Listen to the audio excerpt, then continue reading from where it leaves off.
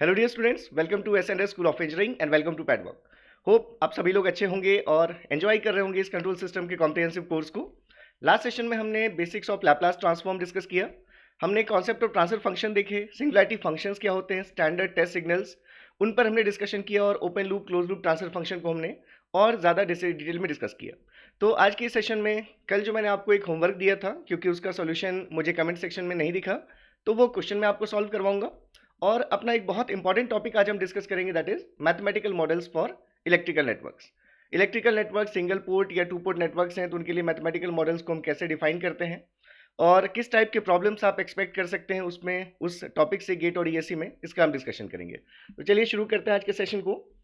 सबसे पहले कल का जो होमवर्क प्रॉब्लम था, मैंने आपको बताया था कि ट्रांसफर फंक्शन फाइंड करने के दो मेथड्स हैं। या तो आप बेसिक डेफिनेशन से जाएं, लैप्लास ले लीजिए जो भी आउटपुट है, लैप्लास ले लीजिए जो भी इनपुट है, और उनके रेशियो से आपको ट्रांसफर फंक्शन मिल जाएगा।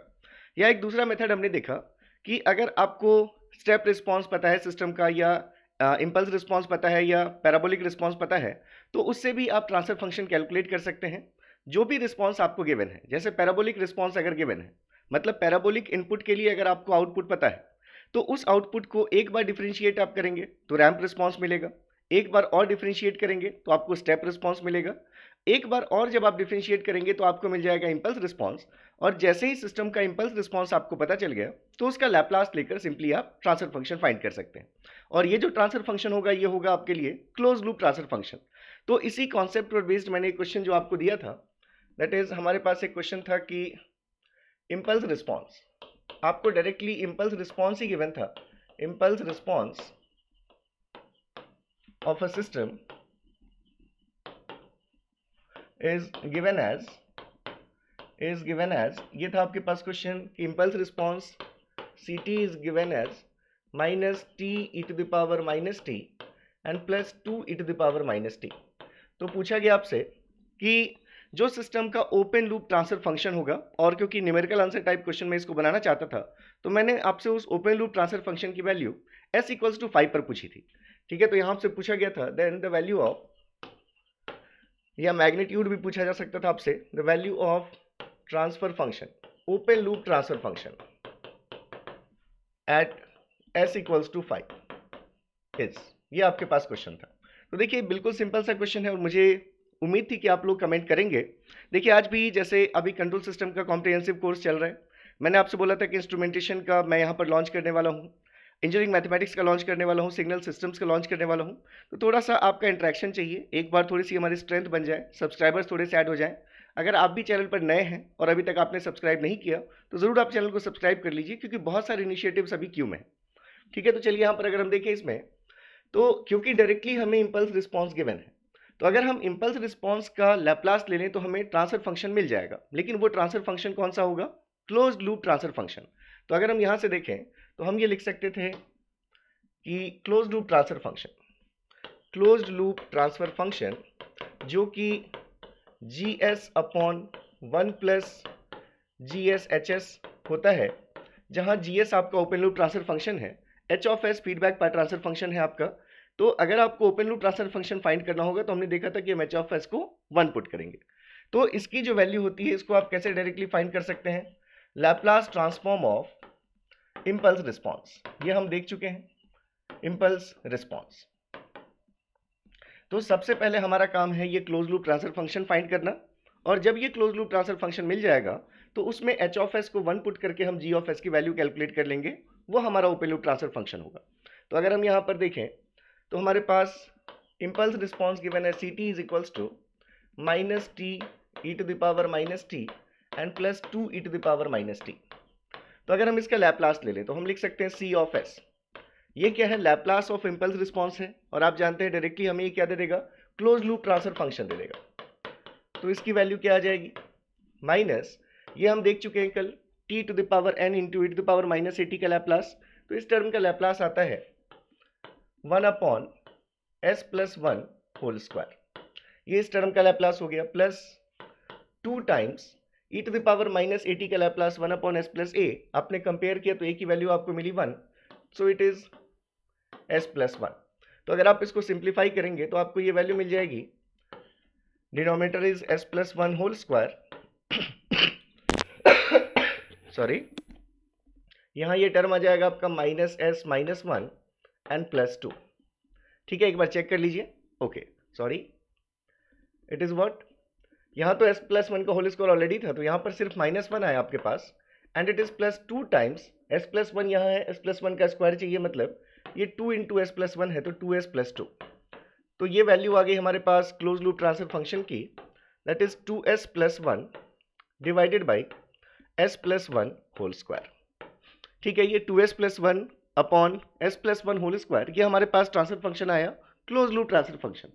तो ये क्लोज लूप ट्रांसफर फंक्शन है, मतलब ये GS अपॉन 1 + GSHS की वैल्यू है। अब अगर हमें open loop transfer function find करना है, तो पहला स्टेप आपने देखा कि हम h(s) की वैल्यू को पुट कर देंगे 1। तो अगर हम देखें तो हमारे पास की जो value I, that is h(s) को 1 पुट करने पर GS अपॉन 1 + GS, इसकी वैल्यू हमें मिली है कितनी, 2s + 1 divided by s+1 whole square.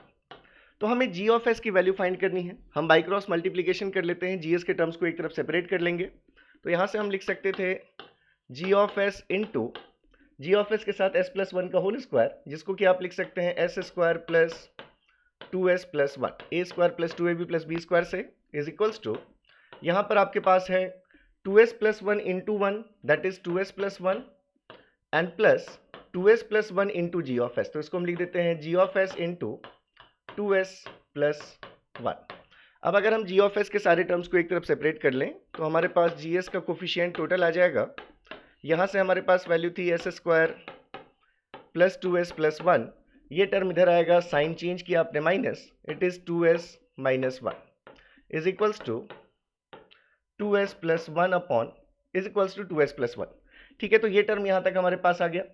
अब आप यहाँ से देख रहे हैं ये 2s और ये 2s कैंसल्ड, तो इसलिए g(s) की वैल्यू क्या आ गई आपके पास, तो g(s) की वैल्यू आ गई, that is 2s + 1 divided by, it is s² and it is +1 - 1, it also gets cancelled। so आपके पास ये फाइनल रिजल्ट आ गया, that is open loop transfer function की वैल्यू कितनी है, ओपन लूप ट्रांसफर फंक्शन है हमारा g(s) is equals to 2s + 1 upon s², it is your open loop transfer function. अब हमें इस ट्रांसफर फंक्शन की वैल्यू पूछी गई है s = 5 पर, तो डायरेक्टली आप कैलकुलेट कर सकते हैं, therefore g(s) at s = 5 is equals to, हमारे पास ये रिजल्ट था 2s + 1 अपॉन s²। सो हमें 2s + 1 अपॉन s² की वैल्यू चाहिए एट s = 5। तो ये रिजल्ट आ गया आपके पास 5 × 2 10 + 1 दैट इज 11 अपॉन 25। इसको डेसिमल में कन्वर्ट कर लेंगे आप, तो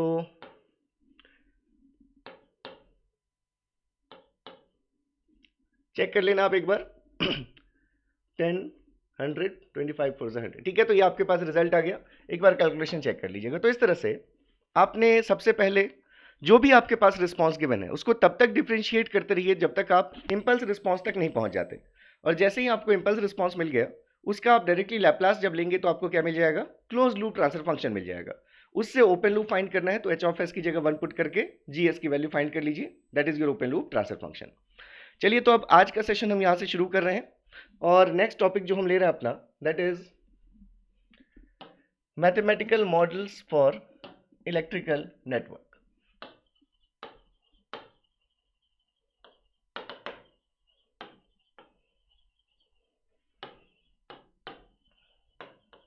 ऑफ इलेक्ट्रिकल नेटवर्क्स।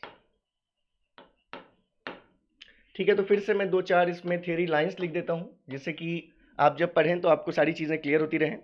तो सबसे पहली चीज़ तो ये कि मैथमेटिकल मॉडल्स की आप बात कर रहे हैं, मतलब ट्रांसफर फंक्शन की ही बात कर रहे हैं। लेकिन हर जगह हम ट्रांसफर फंक्शन इसलिए नहीं बोल सकते, क्योंकि जब कोई चीज़ ट्रांसफर होगी तो उसके लिए इलेक्ट्रिकल नेटवर्क में 2 पोर्ट्स होने ज़रूरी है, कि एक पोर्ट से दूसरी पोर्ट पर कोई चीज़ ट्रांसफर हो रही है। लेकिन अगर कोई सिंगल पोर्ट नेटवर्क है तो उसके लिए ट्रांसफर फंक्शन बोलना ज़्यादा अप्रोप्रिएट नहीं है। तो वहाँ हम देखेंगे कि कौन से टर्म्स का हम यूज़ करते हैं। तो आप इसके लिए लिख सकते हैं कि मैथमेटिकल मॉडल्स क्या होते हैं इलेक्ट्रिकल नेटवर्क के। तो ये वो फंक्शंस हैं जो नेटवर्क में किसी भी पॉइंट पर वोल्टेज और करंट के बीच का आपको रिलेशन बताते हैं। ठीक है, तो इसको आप लिख सकते हैं mathematical models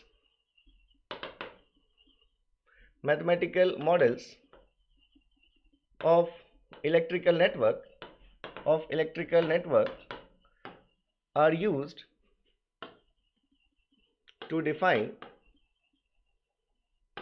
relation between voltage and current at different parts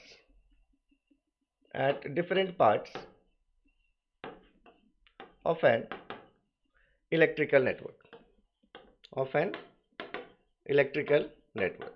तो इलेक्ट्रिकल नेटवर्क में डिफरेंट पार्ट्स पर जब आप वोल्टेज और करंट के रिलेशंस को बताते हैं तो उसके लिए आप यूज करते हैं मैथमेटिकल मॉडल्स। अब ये जो मैथमेटिकल मॉडल्स हैं इनका क्लासिफिकेशन किस पर बेस्ड होगा? जो आपके इलेक्ट्रिकल नेटवर्क्स का क्लासिफिकेशन है। तो मैथमेटिकल मॉडल्स ऑफ, इसमें ये भी लिख देता हूं मैं कि mathematical models of electrical networks are classified on the basis of classification of electrical networks, that is single port or two port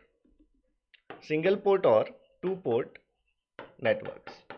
तो इलेक्ट्रिकल नेटवर्क्स को हम जैसे क्लासिफाई करते हैं उसी क्लासिफिकेशन के अकॉर्डिंग हम मैथमेटिकल मॉडल्स को भी क्लासिफाई करते हैं। तो हमें अलग अलग देखना है मैथमेटिकल मॉडल्स किन किन के लिए, सिंगल पोर्ट नेटवर्क के लिए और टू पोर्ट नेटवर्क के लिए। तो जब आप देखते हैं, देखिए इलेक्ट्रिकल नेटवर्क, इसको आपने दो पार्ट्स में क्लासिफाई कर दिया। First one is your single port network and the other one is two port network।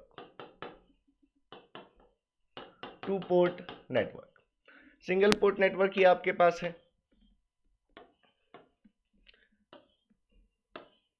ये आपका वोल्टेज है V, ये करंट है आपका I, ये आपका single port network.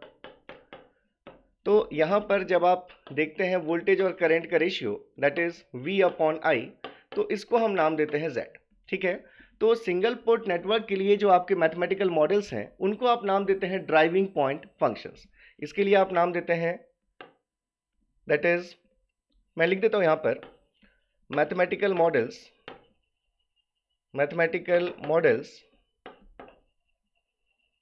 Of single port network are called as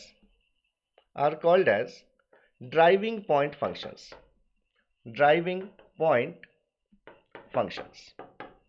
ठीक है, तो अब यहां पर एक ही पोर्ट है तो ट्रांसफर की बात नहीं है, तो यहां पर आप ट्रांसफर फंक्शन नाम नहीं देकर उनको आप क्या बोलते हैं, ड्राइविंग पॉइंट फंक्शंस। अब ये ड्राइविंग पॉइंट फंक्शंस क्या क्या हो सकते हैं? जैसे आप इस पोर्ट पर अगर वोल्टेज और करंट का रेशियो लेते हैं V/I, तो उसको आप नाम देते हैं Z। अगर हम यहीं पर I/V का रेशियो फाइंड करते हैं तो इसको आप नाम देते हैं एडमिटेंस, जिसको रिप्रेजेंट करते हैं आप किससे, Y से। तो या तो आप यहाँ पर ड्राइविंग पॉइंट इम्पीडेंस फाइंड करेंगे या तो आप यहाँ पर ड्राइविंग पॉइंट एडमिटेंस फाइंड करेंगे।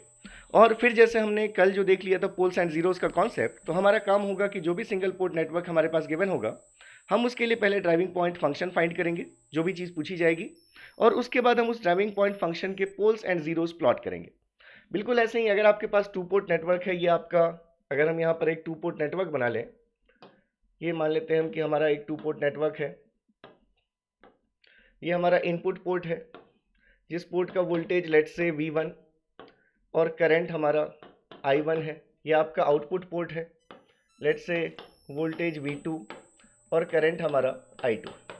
ये आपका एक टू पोर्ट नेटवर्क है।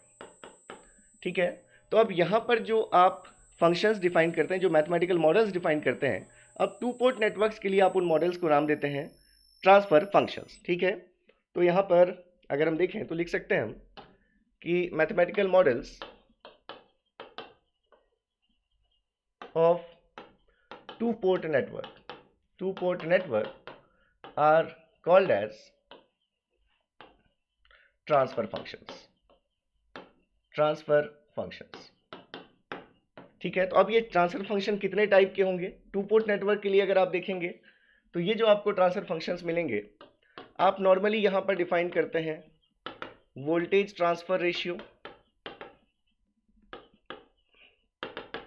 जिसको कि अगर आपने मान लीजिए कि आप कुछ भी एक ले लेते हैं, जैसे अगर गेन, वोल्टेज गेन को अगर आप जी से रिप्रेजेंट करें, तो अगर आपने कहा कि G12, तो इसका मतलब है जैसे G21 अगर आपने लिखा G21, then it is equals to V2 upon V1, output port का वोल्टेज अपॉन इनपुट पोर्ट का वोल्टेज, तो इसको आप कहेंगे it is voltage transfer ratio, जब आप दोनों पोर्ट के वोल्टेजेस का रेशियो आप ले रहे हैं। और अगर G21 लिखा है, इसका मतलब पहले आपका न्यूमरेटर में 2 है, डिनोमिनेटर में 1 है।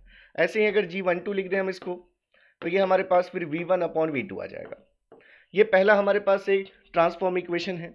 दूसरी ट्रांसफॉर्म इक्वेशन है हमारे पास current transfer ratio. Normally current gain को अल्फा से अगर हम रिप्रेजेंट करें, तो अल्फा 21 लिखा हमने, दैट इज आउटपुट पोर्ट का करंट अपॉन इनपुट पोर्ट का करंट। और ये सभी क्योंकि हम यूज करेंगे लैप्लास डोमेन में, तो यहाँ पर आप V2 of S upon V1 of S ये लिख सकते हैं। ठीक है, ऐसे ही यहाँ पर अगर आप लिखते अल्फा 12, तो इसकी वैल्यू होती I1 अपॉन I2। तीसरा जो फंक्शन होगा आपके पास यहाँ पर, वो होगा transfer impedance. Transfer impedance, impedance आपको पता है, वोल्टेज और करंट के रेशियो को आप इम्पीडेंस कहते हैं। तो अगर आप कहते हैं इनपुट इम्पीडेंस, तो इनपुट पोर्ट का voltage with respect to input port का करंट जब आप रेशियो देखते तो उसको आप कहते हैं इनपुट इम्पीडेंस। आउटपुट इम्पीडेंस पूछा जाता तो आउटपुट पोर्ट का voltage divided by output port का करंट।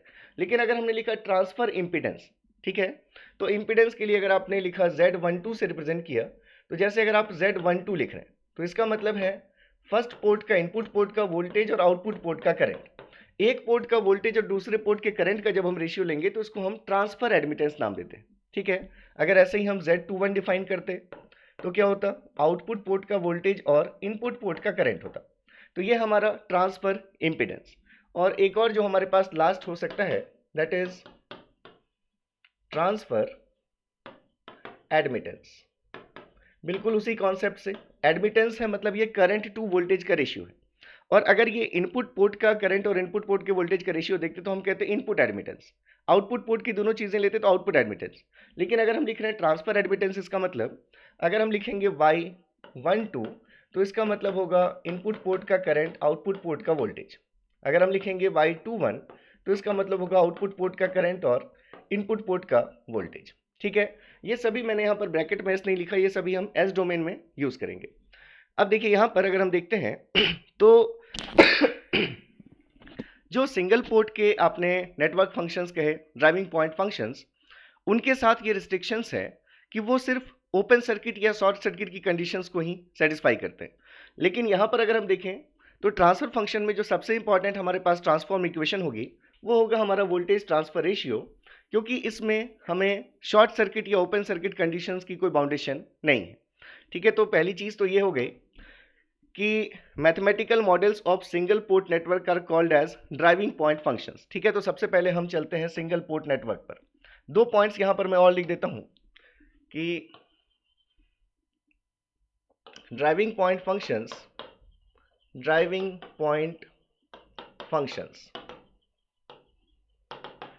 ब्रैकेट में लिख देता हूं मैं Z ऑफ S और Y of S for single port network has limitations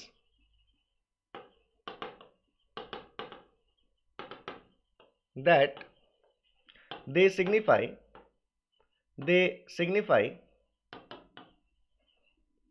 open circuit or short circuit conditions only।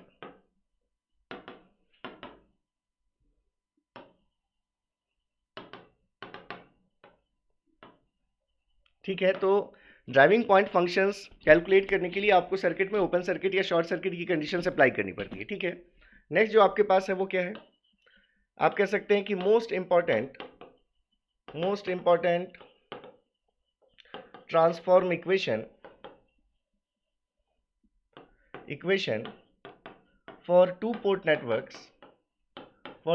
Network is voltage transfer ratio voltage transfer ratio as there is no restriction of open circuit or short circuit conditions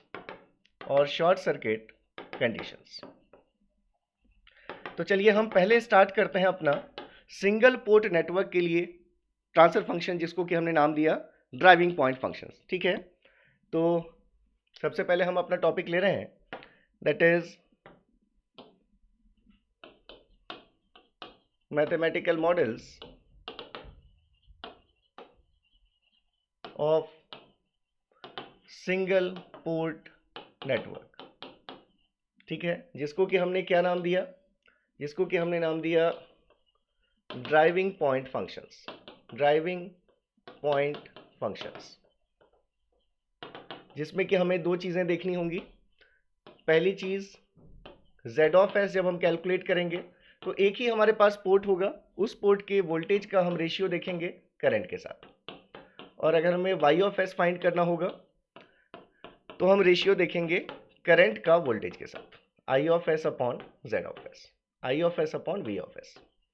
तो जैसे अगर मैं एक सबसे आपके simplest अगर हम एक एग्जांपल ले लें, जैसे अगर आपके पास एक एग्जांपल है,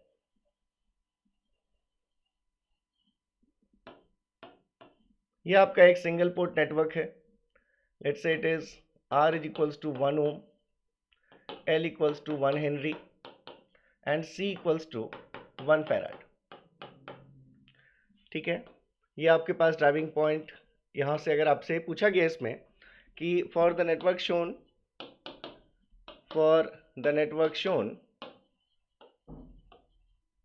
in figure find z of s and plot its poles and zeros। देखिए, तो है तो बिल्कुल सिंपल क्वेश्चन। हमसे अगर ड्राइविंग पॉइंट इंपेडेंस पूछा गया, यहां पर आपको RLC की भी वैल्यूज बता देगी। देखिए, दो टाइप के क्वेश्चंस आते हैं। पहला टाइप, ये जो हमने टाइप लिया है, इस पर हम एक दो क्वेश्चंस और प्रैक्टिस करेंगे इस टाइप पर, कि आपको एक इलेक्ट्रिकल नेटवर्क गिवन है जिसमें जो नेटवर्क कंपोनेंट्स हैं, रेजिस्टर, इंडक्टर, कैपेसिटर, उनकी वैल्यूज भी आपको बता दी गई है और आपसे पोल जीरो प्लॉट्स पूछ रहे हैं। ठीक है, दूसरा जो टाइप होगा वो हम देखेंगे कि हमें पोल जीरो प्लॉट नेटवर्क के साथ गिवन होगा, लेकिन वहां पर RLC की वैल्यूज गिवन नहीं होगी और हमें वो वैल्यूज फाइंड आउट करनी होगी। तो ये दो टाइप के मेनली इस पर क्वेश्चंस बनते हैं। ठीक है, तो यहां से अगर आप देखेंगे तो सबसे पहली चीज तो हमें ये समझ में आ रही है कि हमसे अगर z ऑफ s पूछा गया, मतलब इस पोर्ट का कुछ वोल्टेज है v ऑफ s मान लेते हैं हम। ये देखिए, हम सीरीज सर्किट है, एक ही हमारे पास पोर्ट है, तो यहां बोले चाहे यहां बोले चाहे यहां, या फिर हम इस पूरे लूप की बात करें, हमारे पास एक ही कोई करंट है, मान लेते हैं हम उस करंट की वैल्यू कितनी है, I ऑफ s है। तो हमें यहां से फाइंड करना है ratio of v to I, जिसको कि हम नाम देंगे z ऑफ s। हमें फाइंड करना है vs अपॉन is की वैल्यू। ठीक है, तो या तो आप ऐसे कर सकते हैं, दो मेथड से करने के, या तो आप यहाँ पर डायरेक्ट अगर इस लूप में KVL इक्वेशन लिख लेते, तो यहाँ से आप KVL इक्वेशन क्या लिख सकते थे। देखिए, सबसे पहले अगर हम इम्पीडेंसेस देख लें तो आपको पता है कि रजिस्टर के लिए जो इम्पीडेंस है वो तो R ही होता है। इंडक्टर के लिए इम्पीडेंस को क्या लिखते हैं आप, LS, और कैपेसिटर के इम्पीडेंस को क्या लिखते हैं आप, 1 अपॉन CS। तो अगर आपको ये तीनों चीज़ें पता है और अगर आप इस लूप में KVL इक्वेशन लिख लेते, तो यहाँ से चलिए अगर हम माइनस से, तो हम लिखते हैं यहाँ से minus of V of S plus register में कितना ड्रॉप होगा, वोल्टेज।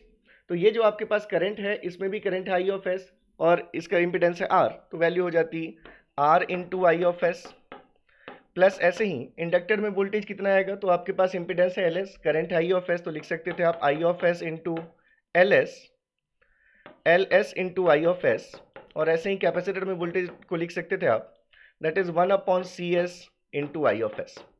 ये पूरा लूप कंप्लीट हो गया, तो KVL इक्वेशन आपने लिख दी इज इक्वल्स टू 0। यहाँ से चले minus VS plus R into IS plus LS into IS plus 1 upon CS into IS equals to 0। तो यहाँ से आपको डायरेक्टली दिख रहा है कि अगर हम V ऑफ S को दूसरी तरफ शिफ्ट कर दें तो ये माइनस VS हमारा प्लस VS आ जाएगा, इज इक्वल्स टू, इन सभी में से I ऑफ S आप कॉमन करके क्या लिख सकते थे, R plus LS plus 1 upon CS। तो यहाँ से आपको दिख रहा है कि ये रेशियो आपको मिल गया, VS अपॉन IS का आपको रेशियो मिल गया। क्या है रेशियो यहाँ से, तो यहाँ से अगर आपने ये रेशियो देखा Vs अपॉन Is, जिसको कि आपने नाम दिया Z ऑफ S, तो इस Z ऑफ S की वैल्यू आ गई हमारे पास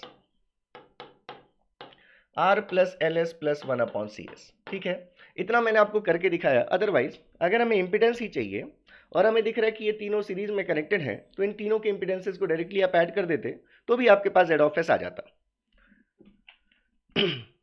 ठीक है, तो यहां से हमारे पास Z ऑफ S की वैल्यू फाइनली हमें मिल गई है। Z ऑफ S की वैल्यू कितनी है? R plus L S plus 1 upon C S, और गिवन है आपको यहाँ पर, गिवन है हमारे पास R equals to L equals to C equals to 1। Units अलग अलग है तीनों की, R की यूनिट ओम्स में है, इंडक्टर की हेनरी में है, कैपेसिटर की फैराड में है। तो अगर आप यहाँ पर वैल्यूज पुट कर देंगे तो आपको Z ऑफ S की वैल्यू क्या मिल गई? तो यहाँ से आपको ये Z ऑफ S की वैल्यू मिल गई, that is 1 plus S plus 1 upon S, जिसको आपने और सिंप्लीफाई किया तो आपके पास ये वैल्यू आ गई। मैं इसके साथ पहले लिख देता हूँ, तो S square plus S plus 1 divided by S। तो ये हमने सॉरी, तो ये हमने पहला पार्ट फाइंड कर लिया। हमसे बोला गया था ड्राइविंग पॉइंट इंपेडेंस कैलकुलेट कीजिए, कैलकुलेट कर लिया आपने। अब आपको इसके पोल्स एंड जीरोस प्लॉट करने हैं। तो अगर पोल्स एंड जीरोस प्लॉट करने हैं तो क्या करेंगे हम? सबसे पहले अगर हम इसके लिए देखें पोल्स, तो पोल्स आप जानते हैं जहां पर इस रेशनल फंक्शन का डिनोमिनेटर जीरो हो जाए S की जिस वैल्यू के लिए, उस वैल्यू पर पोल है। तो डिनोमिनेटर में आपको एक ही टर्म दिख रहा है S, तो S इक्वल्स टू जीरो पर इसका मतलब क्या है? पोल है। S इक्वल्स टू जीरो पर इस सिस्टम का क्या है? पोल है। अब अगर हम देखें जीरोस, तो जीरोस के लिए आप क्या करेंगे? जो न्यूमरेटर है आपका फंक्शन S का पॉलिनोमियल, इसको आप जीरो पुट करके S की वैल्यूज फाइंड करेंगे। तो S square plus S plus 1 equals to zero. जब इसके रूट्स आप कैलकुलेट करेंगे, क्वाड्रेटिक इक्वेशन है, तो S की वैल्यू आपको मिल जाएगी minus B plus minus under root B square minus 4AC divided by 2A। तो अगर आप इससे देखेंगे तो फाइनली आपको जो वैल्यू मिल रही है S equals to, that is it is minus 1/2, that is minus 0.5 and plus minus, ये देखिए यहाँ से 1 माइनस 4 इज माइनस 3। जब आप -3 का रूट लेंगे तो नेगेटिव का रूट लेंगे तो एक आपके पास आयोटा का टर्म आएगा, कॉम्प्लेक्स नंबर I की वैल्यू आएगी। तो यहाँ से आप इसको लिख सकते हैं J 3 का अंडर रूट डिवाइडेड बाई 2। तो यहाँ पर आपके जीरोस हैं, दो जीरोस हैं आपके, दोनों जीरोस का रियल पार्ट कितना है? माइनस 0.5। इमेजनरी पार्ट एक जीरो का है प्लस J रूट 3/2 और दूसरे जीरो का है माइनस J रूट 3/2। तो अगर आप इस पोल जीरो प्लॉट को कर दें प्लॉट, तो फाइनली आप इसको ऐसे प्लॉट कर सकते हैं, pole zero plot of Z of S। तो ये आपके पास S प्लेन है, ये है आपका S प्लेन, ये रियल एक्सिस और ये इमेजनरी एक्सिस। अब यहाँ पर जो पोल है, एक ही पोल आपने डिफाइन किया। पोल कहाँ पर है? S इक्वल्स टू जीरो, मतलब ओरिजिन पर आपका एक पोल है। और जो दो जीरोस हैं वो आपने लिखा है, दोनों जीरोस का रियल पार्ट माइनस 0.5 है, imaginary part plus and minus root 3/2। तो यहाँ से आपने अगर कहीं पर ये मान लेते हैं कि हमारे पास ये माइनस 0.5 का पॉइंट है, तो एक जीरो के लिए इमेजनरी पार्ट कितनी है वैल्यू? प्लस J रूट 3/2, और दूसरे जीरो के लिए हमारे पास जो इमेजनरी पार्ट है वो वैल्यू हमारे पास कहीं यहाँ पर ये जीरो है, जहाँ इमेजनरी पार्ट की वैल्यू है माइनस J रूट 3/2। तो ये हमारे पास आ गया pole zero plot for Z of S। तो ये हमने क्या किया? सिंगल पोर्ट नेटवर्क था, चाहे आप KVL इक्वेशंस को यूज करके वोल्टेज और करंट का रेशियो फाइंड कर लें, या डायरेक्टली आप अगर सिंप्लीफाई करना जानते हैं इंपेडेंसेस को सीरीज पैरेलल कॉम्बिनेशन के अकॉर्डिंग, तो उसको सॉल्व करके Z ऑफ S फाइंड कर लें। दोनों ही केसेस में सेम Z ऑफ S आएंगे, उसके बाद आपको उनके पोल्स और जीरोस प्लॉट करने। तो चलिए मैं एक क्वेश्चन देता हूँ, रिकॉर्डेड वीडियो है, तो पहले आप उसको वीडियो को पॉज करके खुद से क्वेश्चन ट्राई कीजिए, बिल्कुल बनेगा आपसे। और अगर नहीं भी बनता है या बनता भी है, बाद में फिर इसका सॉल्यूशन देख लीजिएगा। तो यहाँ पर आपके पास एक इलेक्ट्रिकल नेटवर्क ऐसा गिवन है,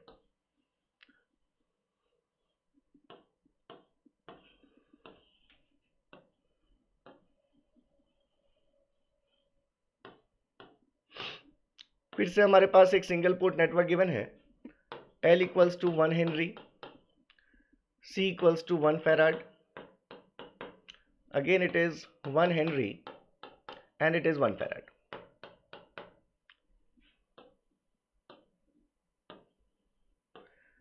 वोल्टेज मान लेते हैं V ऑफ S, और यहां से निकलने वाले करंट को मान लेते हैं I ऑफ S। ठीक है, तो यहाँ पर भी क्वेश्चन आपके पास सेम है। क्वेश्चन है आपके पास find z of s and plot its pole 0 plot for network shown in figure. Network shown in figure, तो आपने कैलकुलेट किया होगा मुझे लगता है पॉज करके वीडियो को, ठीक है, और मुझे पूरी उम्मीद है बिल्कुल आपका आंसर सही भी होगा। देखिए यहाँ पर फिर से हम बिल्कुल कर सकते हैं, केवीएल केसीएल भी यूज़ करके हम कर सकते हैं इसमें वी और आई का रेशियो फाइंड, लेकिन क्योंकि हमें इंपिडेंसेस देखने हैं टोटल कि यहाँ से जो करंट निकलेगा उसको कितना इंपिडेंस टोटल फेस करना पड़ेगा। तो अगर आप सीरीज पैरेलल कॉम्बिनेशन के अकॉर्डिंग जाएं तो सबसे पहली चीज़, फिर से आप अगर इन रेजिस्टेंस तो है नहीं, इंडक्टर कैपेसिटर के लिए अगर इंपिडेंसेस लिखते जाए तो ये इंडक्टर है तो इंपिडेंस होता है इसका L इंटू एस, एल की वैल्यू 1 है, मतलब ये इंडक्टेंस कितना है, इसका इंपिडेंस L है। ये 1/CS होता, C की वैल्यू 1 है, मतलब इसका इंपिडेंस कितना है 1/S है। वैसे यहाँ पर भी ये S है और ये क्या आपके पास 1/S है। अब अगर आप देखें यहाँ से, सबसे पहले ये दोनों आपको दिख रहे हैं सीरीज में, जो भी करंट यहाँ आएगा, जो भी करंट इसमें फ्लो करेगा वो इसमें भी सेम करंट फ्लो करेगा, तो ये दोनों कंपोनेंट्स आपको सीरीज में दिख रहे हैं। तो अगर आप इस सीरीज कॉम्बिनेशन का पहले अगर आप ले लें इक्विवेलेंट इस सीरीज कॉम्बिनेशन का, तो इसका इक्विवेलेंट क्या आ जाएगा, अगर मान लीजिए हम इसको Z1 नाम दे देते हैं, Z1 ऑफ S नाम दे देते हैं, तो हमारे पास क्या आ जाएगा सीरीज में S प्लस 1/S, मतलब ये वैल्यू कितनी आ गई, S स्क्वायर प्लस 1/S आ गई। ठीक है, तो सिंप्लीफाइड नेटवर्क अब आप कैसे बना सकते हैं, ये आपके पास एक इंडक्टर था, ये कैपेसिटर था, और यहाँ जो चीज़ थी टोटल, इसको आपने Z1 ऑफ S से रिप्लेस कर दिया। इसको आपने कहा कि आपका Z1 ऑफ S है जिसकी वैल्यू है S स्क्वायर प्लस 1/S। ठीक है, अब आपको यहाँ से अगर टोटल इम्पिडेंस देखना है, यहाँ से टोटल अगर आप चाहते हैं देखना Z ऑफ S ओवरऑल, तो आपको दिख रहा है कि ये हमारे पास S है, ये हमारे पास 1/S है। अब ये दोनों आपको पैरेलल में दिख रहे हैं, ये दोनों इम्पिडेंसेस आपको कैसे दिख रहे हैं, पैरेलल में।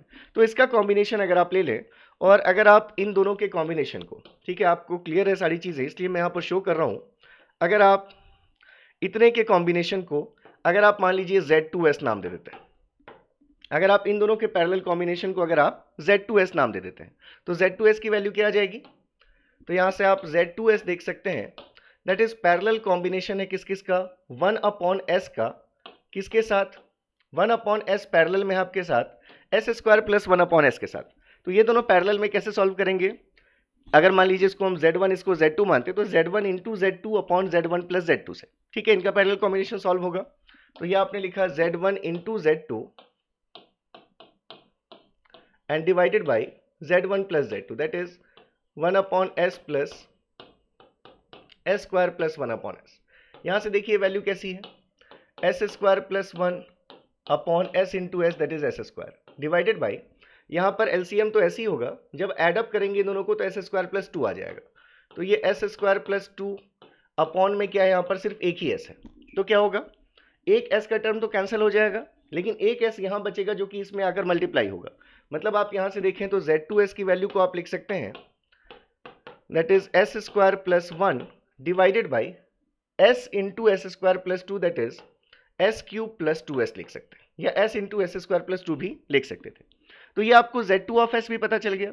अब आपके पास जो नेटवर्क है वो कैसा है, आपने पूरा सॉल्व कर लिया, बस यहाँ पर आपका एक S था, ये देखिए ये आपका S था, और इस पूरे का आपने इक्विवेलेंट फाइंड कर लिया Z2 ऑफ S के फॉर्म में। मतलब अब आपका नेटवर्क इतना सिंपल हो गया है, यहाँ पर है आपके पास Z2 ऑफ S जिसकी वैल्यू है S square plus 1/S cube plus 2S। अब ये आपके पास सिंप्लीफाइड फॉर्म में आ चुका है, यहाँ से डायरेक्टली आप overall Z of S calculate कर सकते हैं। तो अब यहाँ से आपको ओवरऑल Z2 ऑफ S कैसा दिख रहा है, यहाँ से अगर आप ओवरऑल Z ऑफ S देखेंगे तो ये दोनों आप कैसे हैं, सीरीज में, डायरेक्टली ऐड कर दीजिए। तो overall Z of S equals to आप लिख सकते हैं, therefore overall Z of S is equals to inductor का S और इसके साथ सीरीज में क्या है आपके पास S square plus 1/S cube plus 2S। एक बार फिर से चेक कर लें, S square plus 1/S cube plus 2S is correct, ठीक है।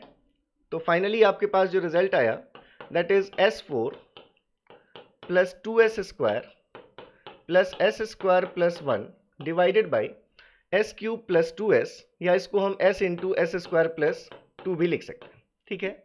एस क्यूब प्लस 2s को ऐसे भी लिख सकते हैं। तो ये हमारे पास रिजल्ट आ रहा है finally, that is z of s is equals to s4 plus 3s square plus 1 divided by s into S square plus 2। अब ये z ऑफ s तो मिल गया, पहला पार्ट कंप्लीट क्वेश्चन का। आपको अब इसके लिए पोल्स एंड जीरोस प्लॉट करने, ठीक है। तो पोल्स तो बिल्कुल इजीली आपको दिख रहे हैं। अगर आप यहां से देखें पोल्स एंड जीरोस, तो पोल्स की अगर हम बात करें सबसे पहले, तो s into S square plus 2 equals to 0 put करने पर आपको पोल्स मिलेंगे। तो एक तो दिख रहा है कि अगर आप s इक्वल्स टू 0 पुट कर देते तो एक पोल s इक्वल्स टू 0 पर है। एक बार जब आप S square plus 2 equals to 0 put करते तो यहां से आपको s की वैल्यूज मिलती, S square is -2, so s equals to plus minus j root 2। तो यहां से आपको 3 पोल्स मिल रहे हैं, एक पोल s इक्वल्स टू 0 पर, और यहां से आपको 2 पोल्स मिले कहां पर, प्लस माइनस j रूट 2 पर। तो ये तो 3 पोल्स की लोकेशंस हो गई। अब अगर जीरोस हमें फाइंड करने हैं तो उसके लिए लोकेशन क्या है हमारी, यहां से देखिए जीरोस। जीरोस के लिए जो आपका न्यूमरेटर है वो न्यूमरेटर क्या है, s4 plus 3s square plus 1।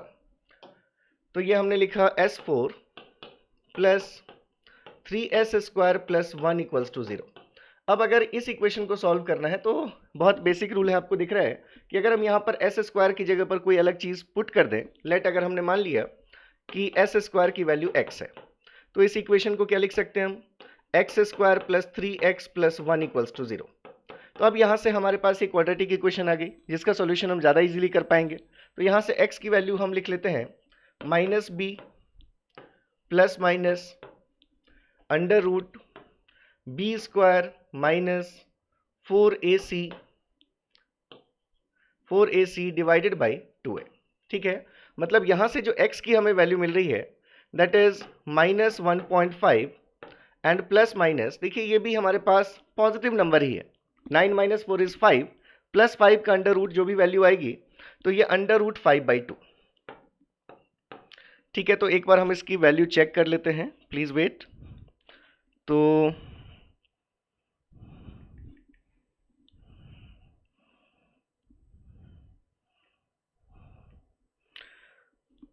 2.23 divided by 2 is 1.118, ठीक है। तो ये हमारे पास रिजल्ट जो आ रहा है इट इज -1.5 प्लस माइनस 1.118, ठीक है। तो ये हमारे पास रिजल्ट है। अगर आप इसकी दोनों वैल्यूज देख लें तो अगर हम इसमें -1.5 एंड प्लस 1.11 करते हैं अगर, तो हमारे पास एक वैल्यू है -0.39, एक हमारे पास वैल्यू है -0.39, और अगर हम एक बार माइनस कर लें -1.5 माइनस 1.11, तो ये रिजल्ट है -2.61।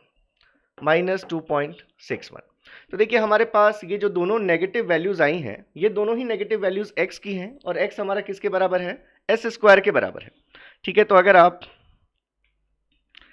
आगे सिंप्लीफाई कर लें तो ये आपको दिख रहा है कि दो वैल्यूज है हमारे पास, एक हमारे पास ये एस स्क्वायर की वैल्यू मिली है -0.39, और एक हमें एस स्क्वायर की वैल्यू मिली है -2.61। कैलकुलेशन एक बार चेक कर लीजिएगा, ठीक है। तो यहाँ से जो आपको एस की वैल्यू मिल जाएगी वो वैल्यू, चलिए इसको भी मैं फाइंड ही कर लेता हूँ। तो हमारे पास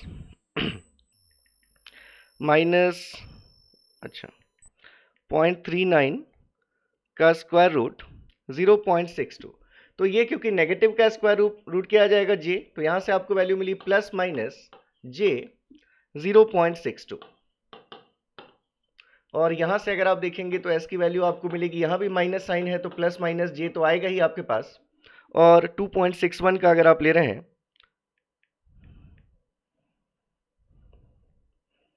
तो ये वैल्यू आ गई 1.61,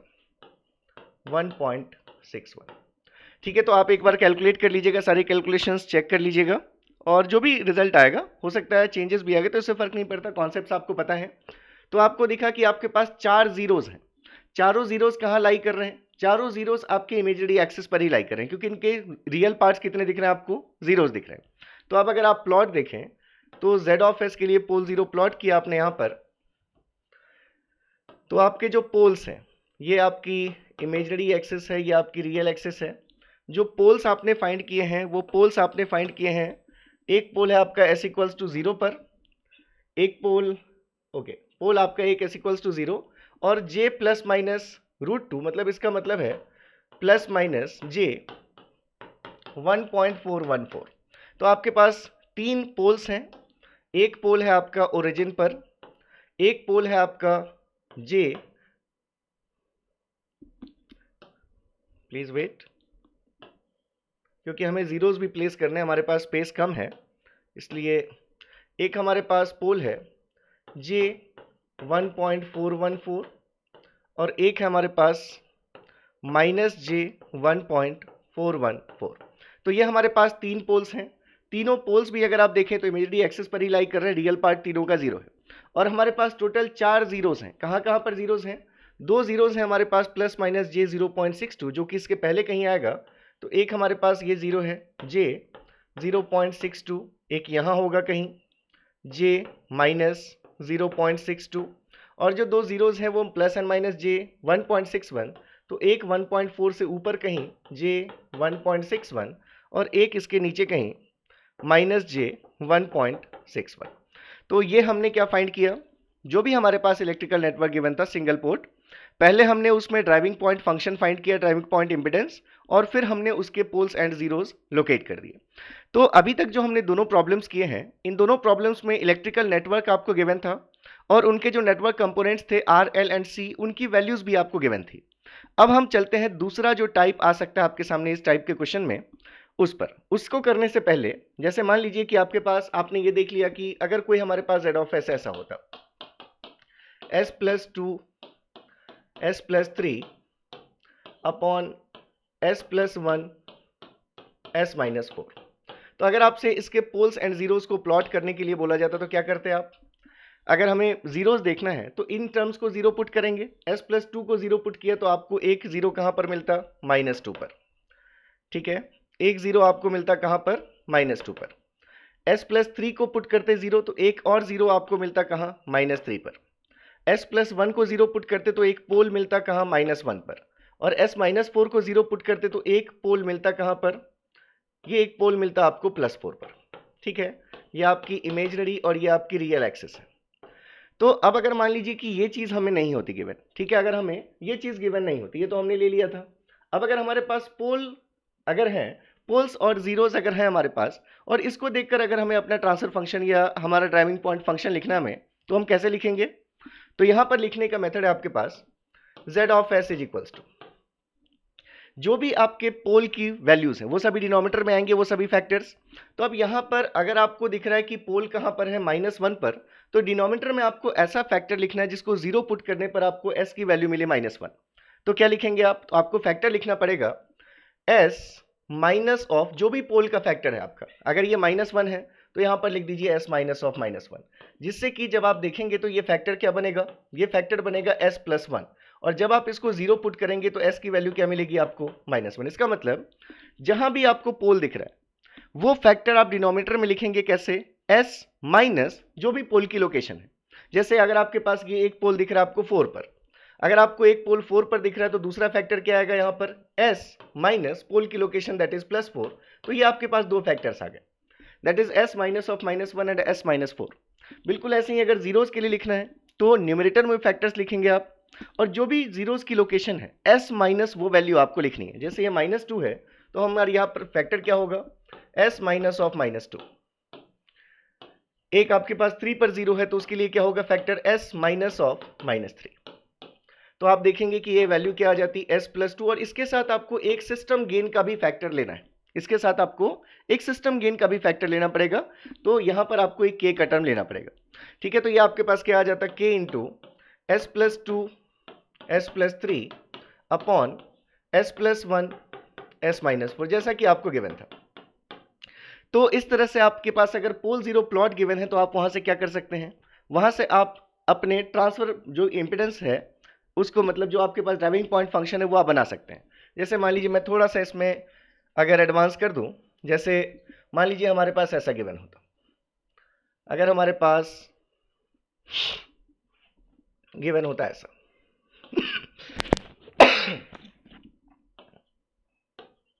-3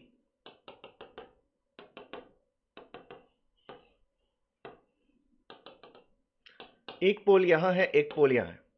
अगर ये J2 है, ये -J2 है, और आपके पास दो जीरोज हैं यहां और यहां, कोई दो जीरोज गिवन है आपको, जिनका इमेजरी पार्ट +-J1 है और रियल पार्ट -4। रियल पार्ट कितना है? -4। अगर इसके लिए आपसे कोई बोलेगा कि इसका हमें फंक्शन लिखना है, जिस फंक्शन का ये पोल जीरो प्लॉट गिवन है हमें, तो हम क्या लिख सकते हैं? Z(s). अगर आप देखें पोल्स वाले फैक्टर, पोल फैक्टर्स, तो पोल फैक्टर्स क्या क्या आएंगे? पहला फैक्टर आएगा आपके पास s माइनस पोल्स की लोकेशन आपको लिखनी है। जैसे अगर आप इस पोल की लोकेशन को पूछे, इस पोल की लोकेशन क्या है, तो क्या कहेंगे आप? इस पोल पर कोऑर्डिनेट्स क्या है? -3 + J2।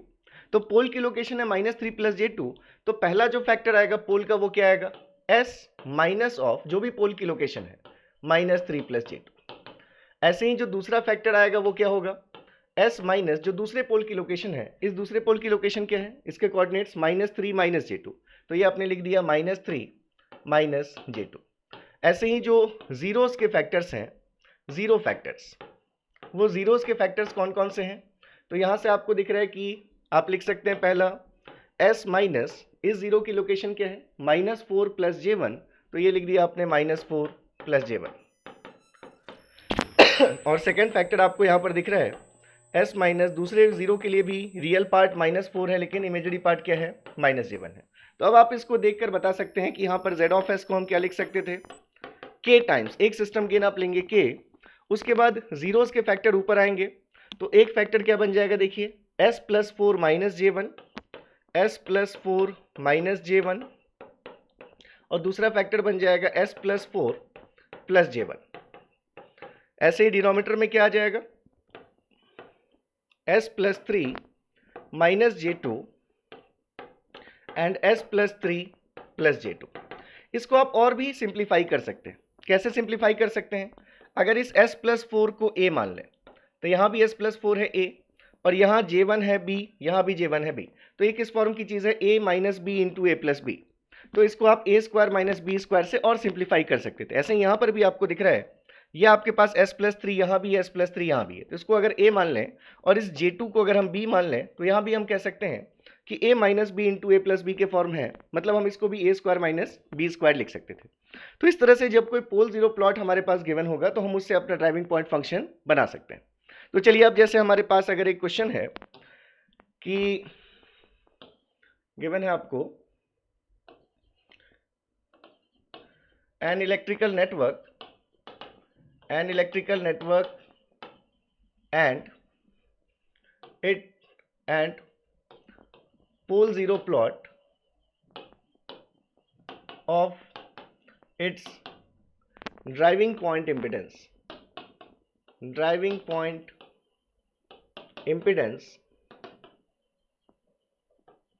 Z(s) are shown in figure।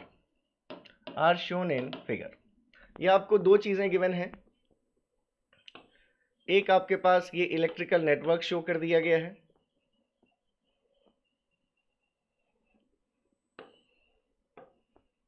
CRL, और यहां से दिखाया गया ये Z(s). इस Z(s) के लिए आपके पास ये है पोल जीरो प्लॉट, इसका सिग्मा j ओमेगा, ठीक है। तो अगर हमारे पास है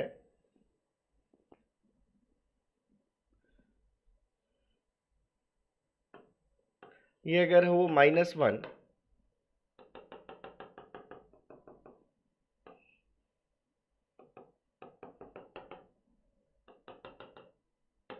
ये दो पोल्स हमारे पास गिवन है +J1 - J1, और एक हमारे पास ये जीरो गिवन है, कहां पर? -2 पर।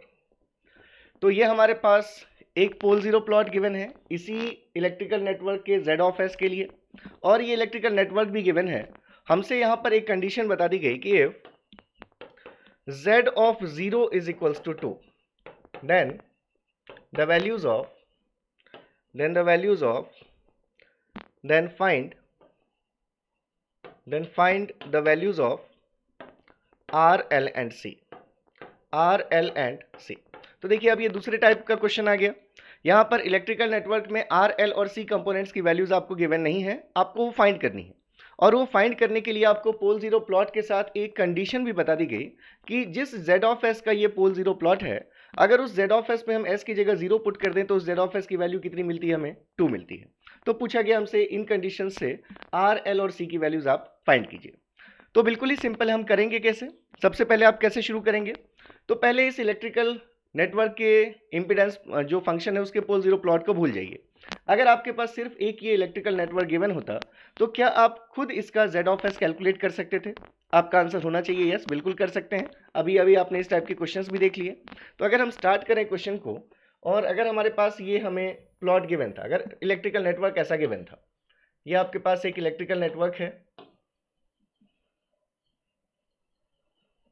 अगर हम पहले खुद से इस इलेक्ट्रिकल नेटवर्क के लिए z ऑफ s की वैल्यू देखें, ठीक है, अगर होता यहाँ पर गिवन नहीं है ये v और यहाँ से निकलने वाले करंट को अगर हम i ऑफ s मान लें, तो यहाँ से इनका रेशियो अगर हम देखते z ऑफ s जो कि हमें v of s upon i of s की वैल्यू चाहिए, तो डायरेक्टली आप देख सकते हैं कि अगर ये हमारे पास r है, अगर ये l है और अगर ये c है, तो इनके इम्पीडेंसेस क्या होंगे? तो इनके इम्पीडेंसेस हमें पता है, R के लिए तो R ही होगा, C के लिए हम लिख सकते हैं 1/CS, इंडक्टर के लिए हम लिख सकते हैं LS।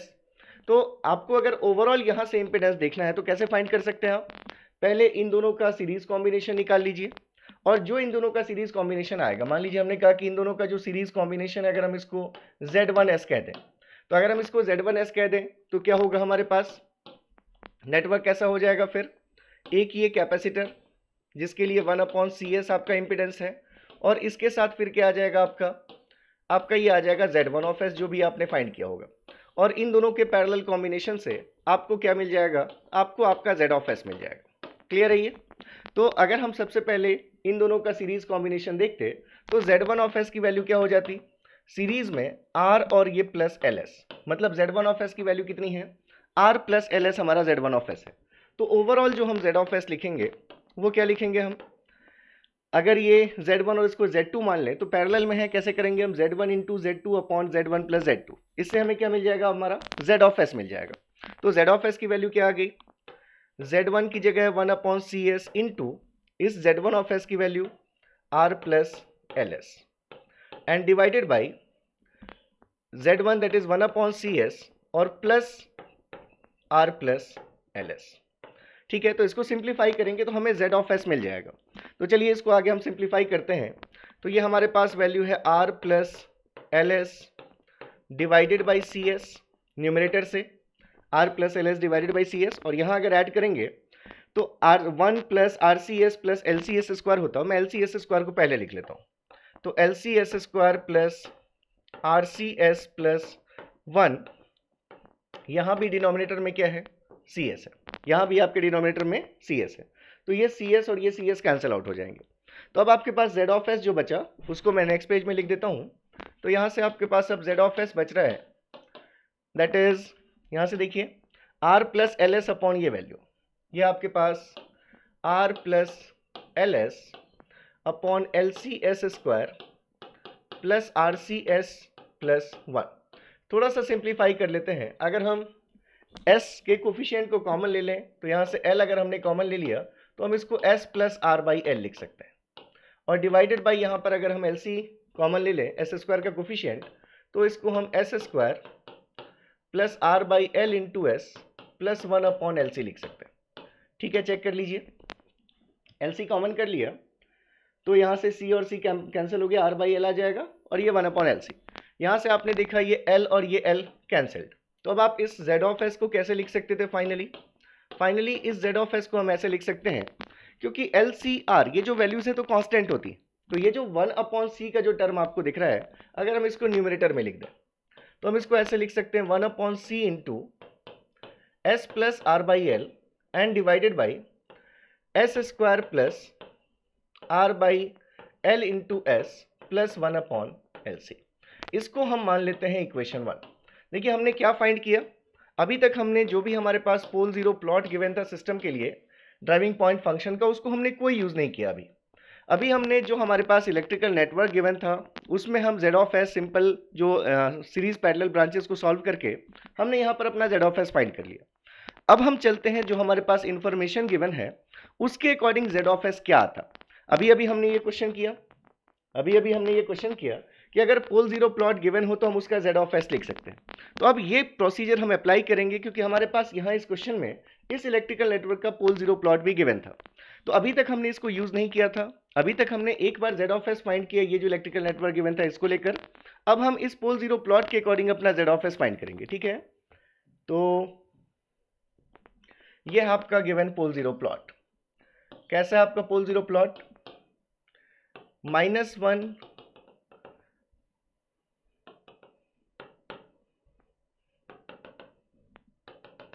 ये +J1 -J1 और ये है -1 का पॉइंट। ये आपकी j ओमेगा और ये सिग्मा की एक्सेस है और ये आपका -2 पर एक 0 है, ठीक है। मतलब जो पोल्स की लोकेशन है यहाँ पर from the given pole zero plot क्या है आपके पास? लोकेशन ऑफ पोल्स क्या क्या है? तो आपको दिख रहा है एक पोल है हमारा s इक्वल्स टू -1 + J1 पर, दूसरा पोल है हमारे पास -1 -J1 पर, ठीक है। दिख रहा है आपको? इस पोल की लोकेशन -1 + J1, इस पोल की लोकेशन -1 -J1। ऐसे ही लोकेशन ऑफ जीरोस की अगर हम बात करें सॉरी, तो लोकेशन ऑफ जीरोस कहाँ पर है हमें दिख रहे हैं?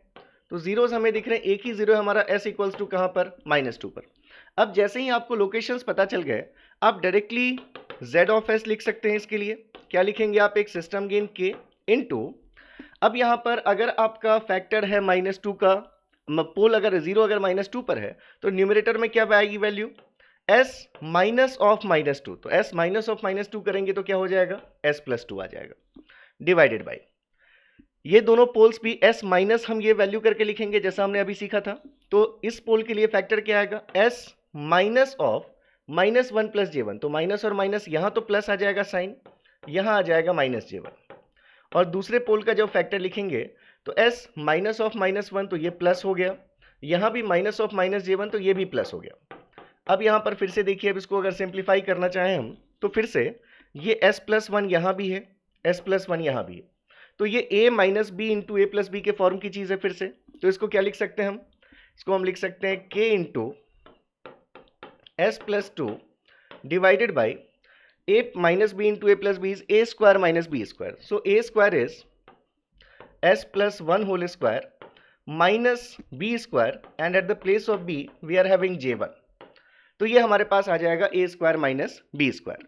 तो अगर हम देखें z of s given pole zero plot से हमें कितना मिल रहा है, तो हमारे पास इस z ऑफ s की वैल्यू आ रही है k into s + 2 divided by s + 1 का whole square that is s square plus 2s + 1 और माइनस हमें करना है J1 का square, J1 that is j का स्क्वायर -1, तो -1 और ये माइनस साइन मिलकर हो जाएंगे प्लस। तो यहां पर क्या वैल्यू मिल गई आपको? ये वैल्यू मिल गई +1। मतलब आपके पास के रिजल्ट क्या आ गया? k into s + 2 upon s square plus 2s + 2। इसको मान लेते हैं इक्वेशन 2। अब देखिए, जब तक हमें k की वैल्यू पता नहीं चलेगी, अभी ये जो आपको z ऑफ s मिला ये भी उसी इलेक्ट्रिकल नेटवर्क के लिए है जिसके लिए आप already z of s find कर चुके हैं। तो एक आपके पास z ऑफ s ऑलरेडी है जो RLC के टर्म्स में है, और एक यहाँ से आपको z ऑफ s मिल रहा है जो कि RLC से इंडिपेंडेंट है। तो इन दोनों को कंपेयर करके हम RL और C की वैल्यूज फाइंड करेंगे, लेकिन ये k हमें प्रॉब्लम कर रहा है। इस k की वैल्यू कैसे फाइंड करें? तो इसलिए आपके पास कंडीशन गिवन है कि अगर हम z ऑफ s में s की जगह 0 पुट करें तो हमें रिजल्ट मिलना चाहिए 2। ये जो कंडीशन गिवन है आपको, कि आपको गिवन थी यहाँ पर condition that is if z of 0 is equals to 2, तो इस कंडीशन को यूज करके आप वैल्यू फाइंड करेंगे k की। तो यहां से आप लिख सकते हैं from the given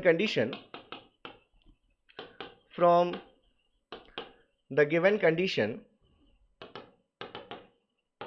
z of 0 is equals to 2, मतलब अगर ये z ऑफ s है तो यहाँ से अगर हम देखें इस इक्वेशन से तो z ऑफ 0 की वैल्यू हमारे पास क्या आएगी, यहाँ अगर आपने यहाँ s की जगह 0 पुट किया तो यहाँ पर भी 0 पुट करेंगे तो वैल्यू आ जाएगी k into 0 plus 2 divided by 0 plus 0 plus 2।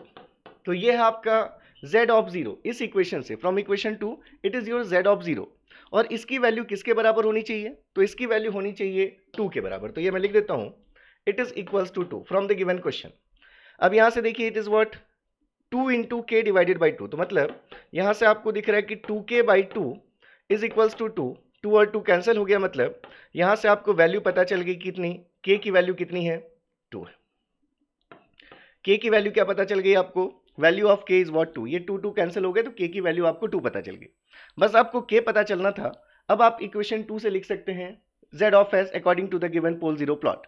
तो अब आप यहां से लिख सकते हैं therefore from sorry so from equation 2 now z of s is, k की जगह पर आपने 2 लिख दिया और लिखा हुआ था आपके पास s plus 2 upon S square plus 2s plus 2। इसको मान लेते हैं इक्वेशन 2 तो मान चुके थे इक्वेशन 3। और फ्रॉम इक्वेशन 1 क्या हमारे पास, फ्रॉम इक्वेशन 1 ये भी हमारे पास उसी सिस्टम के लिए z ऑफ s की हमें वैल्यू मिली थी। वैल्यू देखिए कैसी थी, वैल्यू थी हमारे पास 1 upon c into s plus r by l divided by s square plus r by l into s plus 1 upon l c. ये हमारी इक्वेशन 1 थी। तो अब दोनों ही इक्वेशन एक ही सिस्टम के लिए आपके z ऑफ s की वैल्यूज दे रहे हैं, मतलब हम इन दोनों को इक्वेट कर सकते हैं। तो जब हम इन दोनों को इक्वेट करेंगे तो बाय कंपैरिजन हम फाइंड कर सकते हैं वैल्यूज किसकी, r, l और c की। देखिए अगर यहां पर कंपेयर करें हम, r बाई एल है, यहाँ 2 है, तो यहाँ दो अननोन्स हैं, एक साथ कंपेयर नहीं कर सकते। यहाँ भी 1 अपॉन एल सी है, इसको 2 से कंपेयर नहीं कर सकते, दो अननोन्स हैं। यहाँ 2 है कोफिशिएंट s का, यहाँ इसका कोफिशिएंट r बाई एल है, फिर से दो कोफिशिएंट्स हैं, मतलब दो अननोन से कंपेयर नहीं कर सकते। तो स्टार्ट कहाँ से करेंगे कंपैरिजन हम अपना, ये जो यहाँ कांस्टेंट दिख रहा है हमें कोफिशिएंट 2, वो इस केस में कोफिशिएंट कितना है 1 अपॉन सी। तो अगर हम देखें comparing these two equations what we have obtained is, first हमें मिला 1 अपॉन सी की वैल्यू। ये 1 अपॉन सी कोफिशिएंट कितना है 2 के बराबर, मतलब यहां से आप कह सकते हैं कि कैपेसिटेंस की वैल्यू कितनी है 1/2 फैराड है। कैपेसिटेंस की वैल्यू कितनी आ गई 1/2 farad. 1 upon c is equals to 2, therefore c is equals to 1/2 farad. ठीक है, अब जैसे ही आपको सी मिल गया तो अब आप इसको कंपेयर कर सकते हैं। ये 1 अपॉन एल सी में सी तो नोन है, अब आपको सिर्फ एल अननोन है, तो 1 अपॉन एल सी यहाँ पर है कांस्टेंट, और वो कांस्टेंट यहाँ पर किसके बराबर है 2 के बराबर। तो नेक्स्ट हम देखेंगे कि 1 अपॉन एल सी को हम कंपेयर करके किसके बराबर पुट कर देंगे 2 के बराबर। सी की वैल्यू हमें पता है कितनी 1/2। तो यहाँ से आप एल इक्वल्स टू क्या लिख सकते हैं, एल इक्वल्स टू लिख सकते हैं 1 अपॉन 2c। देखिए यहाँ से एल इधर और ये 2 को इधर शिफ्ट करेंगे तो हम L equals to 1 upon 2c लिख सकते हैं।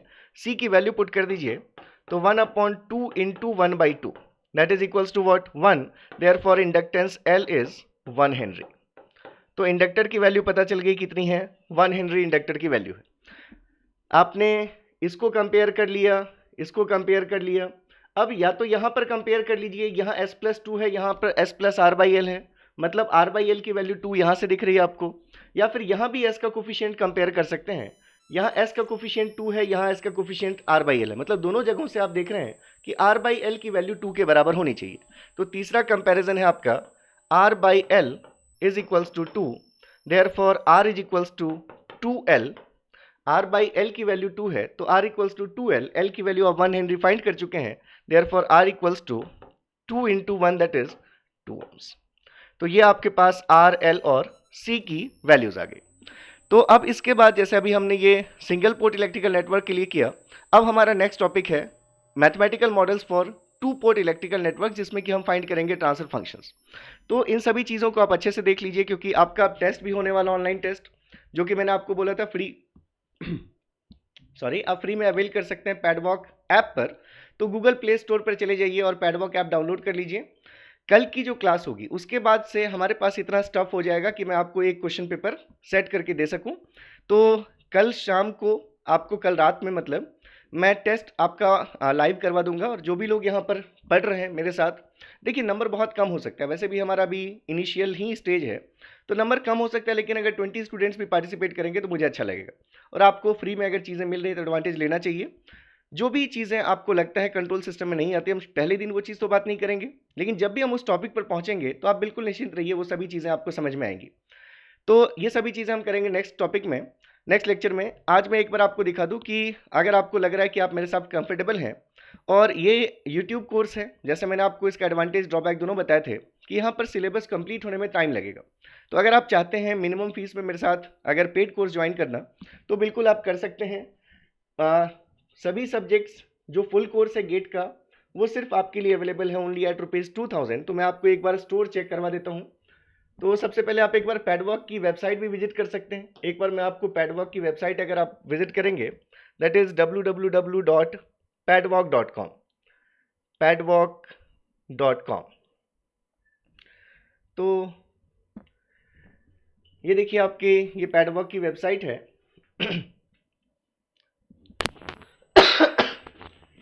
क्योंकि सारी चीज़ें मैं आपको यहाँ बता नहीं पाऊँगा, तो एक बार आप वेबसाइट विजिट कर लीजिए। आपको सभी जो कोर्सेज हैं उनकी फ़ी डिटेल्स और उनके फीचर्स यहाँ से दिख जाएंगे। जैसे नेट थोड़ा स्लो चल रहा है, पता नहीं क्यों। देखिए, तो सबसे पहले यहीं पर आपको पैडवॉक ऐप डाउनलोड करने की भी लिंक दिख जाएगी। पैडवॉक की जो कोर्सेज हैं आप ऐप के थ्रू परचेज कर सकते हैं। स्टोर सेक्शन में चले जाइएगा आप तो, या फिर एक डायरेक्ट लिंक भी मैं आपके साथ डिस्क्रिप्शन में शेयर करूंगा, जो डायरेक्ट स्टोर की लिंक है, बिना ऐप डाउनलोड के भी आप वहां से ले सकते हैं कोर्सेज। जैसे जो भी कोर्सेज हैं अगर आप इन पर क्लिक करेंगे तो यहाँ से आपको इनके फीचर्स मिल जाएंगे। ठीक है, जैसे हमने गेट एंड डीएससी पे क्लिक किया तो गेट में हमारे पास 3 प्रोडक्ट्स हैं। GATE and DSC cracker combo है, एक signals and systems individual subject है, और एक वीकली टेस्ट सीरीज है। लेकिन मैं आपको हमेशा इसके लिए करूंगा कि आप पूरा GATE and DSC cracker course लीजिए। 1999 में ये पूरा कोर्स अवेलेबल है, जिसमें सिग्नल्स एंड सिस्टम्स आपको ऑलरेडी मिल ही रहा है, और इसके साथ वीकली टेस्ट सीरीज भी आपको मिल रही है। देखिए, जो पैडवॉक की टेस्ट सीरीज होगी वो बाकी सभी इंस्टीट्यूट की टेस्ट सीरीज से बहुत अलग होगी, क्योंकि यहाँ पर वीकली टेस्ट सीरीज है। जो भी हम एक वीक में पढ़ेंगे उतनी ही चीज़ें हम यहाँ पर उस टेस्ट में रखेंगे, क्यूमुलेटिव फॉर्म में जितनी चीज़ें पढ़ते जाएंगे। मॉक टेस्ट यहाँ पर मैं नहीं लेने वाला हूँ आपका। ठीक है, तो ये आपको फीचर्स दिख जाएंगे जो भी कोर्स आप सेलेक्ट करेंगे। जैसे अगर आप सिग्नल्स एंड सिस्टम्स में जाते हैं तो ये सिग्नल्स एंड सिस्टम्स के आपको फीचर्स दिख जाएंगे। तो इस तरह से आप अपने कोर्स सेलेक्ट कर सकते हैं। यूनिवर्सिटी स्टूडेंट्स अगर आप हैं तो आपके लिए आरजीपीवी सेक्शन में फर्स्ट ईयर के लिए अलग कोर्स है, सेकंड और थर्ड ईयर के लिए अलग कोर्स है। पीएसयू क्रैकर आप देख सकते हैं, इसके फीचर्स आपको यहाँ पर दिख जाएंगे। तो इनकी भी जो कोर्स है पीएसयू क्रैकर की भी कोर्स अभी सिर्फ 1999 है। तो ये सभी कोर्सेज मुझे लगता है होली के बाद इनके प्राइसेस बढ़ जाएंगे, तो आपके लिए अभी होली ऑफर चल रहा है ऑलरेडी होली से पहले। तो जो भी आपको कोर्स आपके एडवांटेजेस लगते हैं, आपको लगता है कि आप मेरे साथ कर पाएंगे, बिल्कुल आप ज्वाइन कर लीजिए। पैडवॉक सर्टिफिकेशन मिलेगा आपको, कि अगर हमने आपको दे दिया 45 मार्क्स का गेट का पैडवॉक सर्टिफिकेशन, इसका मतलब ये मेरी रिस्पॉन्सिबिलिटी है, जब आप गेट में बैठेंगे 100% ये एश्योरिटी है आपको कि आप एटलीस्ट 45 मार्क्स गेन करेंगे। ठीक है, तो चलिए एक बार आप विजिट कर लीजिएगा, और सभी लिंक्स मैं डिस्क्रिप्शन में डाल दूंगा। और डेली क्लासेस जो भी हम यहाँ पर कर रहे हैं उनकी पीडीएफ नोट्स के लिए आप टेलीग्राम ग्रुप ज्वाइन कर लीजिएगा, उसकी भी लिंक आपको मिल जाएगी। पैडवॉक नाम से सर्च भी करेंगे तो आपको ग्रुप मिल जाएगा, वहाँ पर मैं डेली पीडीएफ शेयर करता हूँ। तो होप कि आप सब लोग एंजॉय कर रहे होंगे सिलेबस को, और जो भी डाउट्स हैं कमेंट सेक्शन में लिखिए। जो भी आपका फीडबैक है, जहाँ पर भी आपको प्रॉब्लम्स हो रही हैं, डेफिनेटली मैं उनको एक्नॉलेज करूंगा, और मैं कोशिश करूंगा कि आपको एक बेटर एक्सपीरियंस दे सकूं। ठीक है, तो फिर मिलते हैं नेक्स्ट सेशन में। और मैंने आपको बोला थोड़ा सा सब्सक्राइबर्स काउंट हमारा बढ़ जाए, फिर हम नया सब्जेक्ट भी लॉन्च कर देंगे। अदरवाइज लेना तो है ही मुझे, तो मैं थोड़ा सा वेट कर रहा हूँ कि एटलीस्ट आप 500 तक सब्सक्राइबर्स को पहुँचा दीजिए। आपकी भी रिस्पॉन्सिबिलिटी है, आपका भी अपना चैनल है। तो मिलेंगे फिर नेक्स्ट सेशन में कल। मोस्ट प्रोबेबली कंट्रोल सिस्टम के ही लेक्चर के साथ मिलेंगे। आज अगर आपका रिस्पांस अच्छा दिखा तो हो सकता है कि हम कल से ही एक नया सब्जेक्ट भी शुरू कर लें। Thank you so much, all the best, take care, bye bye, जय हिंद, जय भारत।